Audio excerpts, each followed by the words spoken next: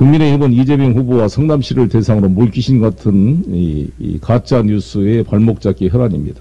2016년 대장동 개발이 한창일 때 이재명 당시 성남시장은 박근혜 정권의 지방정부 재정 파탄 시도에 맞서 광화문 앞에 텐트를 쳐놓고 단식 농성까지 했습니다. 그때 문재인 후보님도 격려 방문차 들린 적이 있고 저도 그때 한번 격려 방문을 한 바 있습니다. 박근혜 대통령 입장에서는 눈에 가시 같은 존재였습니다. 아예 장관들이 대놓고 성남시장을 비판하고 그럴 때였습니다. 만일 이재명 시장에게 뭔가 허물이 있었다면 블랙리스트까지 만들면서 연예인 밥줄을 끊던 박근혜 정권과 오병우, 최순실 사단이 가만히 있었을 리가 있겠습니까? 상식적으로 여러분, 국민 여러분. 어떻게 가능하겠습니까? 이게 그때.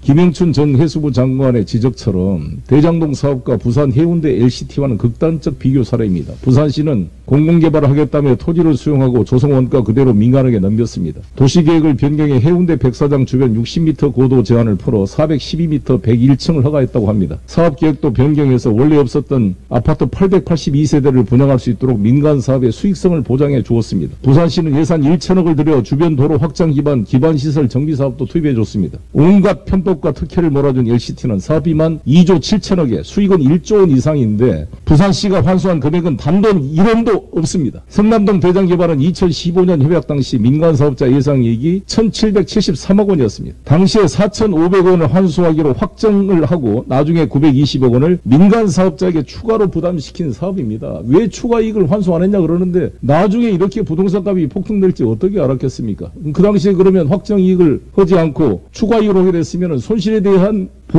보장을 성남시가 담당해야 된 것입니다. 리스크 없이 이익이 어디가 있습니까? 이익이 아무 리스크도 없이 이익이 나올 수 있는데 그거를 포기할 지방자치단체장이 어디가 있겠습니까?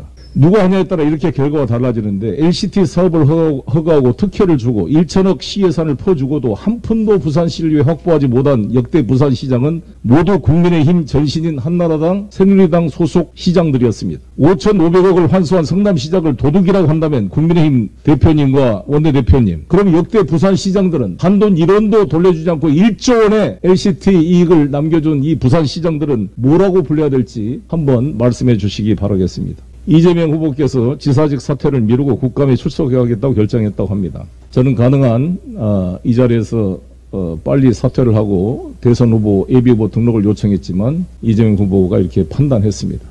통화를 했습니다. 그 심정을 이해갑니다. 제가 이 가짜뉴스 피해구제법 당시 필리버스터를 원했던 것과 같은 심정이라고 봅니다. 언론에 의해서 편집되고 왜곡된 것이 아니라 생방송을 통해 있는 그대로 국민들에게 전달하고자 하는 욕구를 충분히 이해를 합니다. 이번 생방송을 통해서 어떤 편집이나 의도도 없이 있는 그대로 사실을 국민들에게 알리는 좋은 기회가 될 것으로 보여집니다. 민주당도 이 사건의 전모가 국민에게 가감없이 편집되지 않고 전달될 수 있도록 상임위 차원에서 적극 뒷받침하겠습니다. 문재인 대통령께서도 어제 실체적 진실 규명을 위해 철저한 수사를 당부했습니다. 적극 환영하고 공감합니다. 특검 반대하는 사람이 범인이다라고 국힘이 떠들고 있는데 박영수 특검이 관련된 문제입니다. 여러분, 국민의힘 여러분. 그 박영수 특검이 지금 측근들이 100억을 받았다는 사건에 특검이 또 됩니까 지금? 당장 필요한 것은 철저한 수사입니다. 범정부 차원에서 검경이 협력해서 확실하게 실적 진실을 빨리 밝혀낼 것을 강력하게 촉구합니다. 특검을 반대한 자가 범인이 아니라 돈을 먹은 자, 작물을 나눈 자가 범인입니다.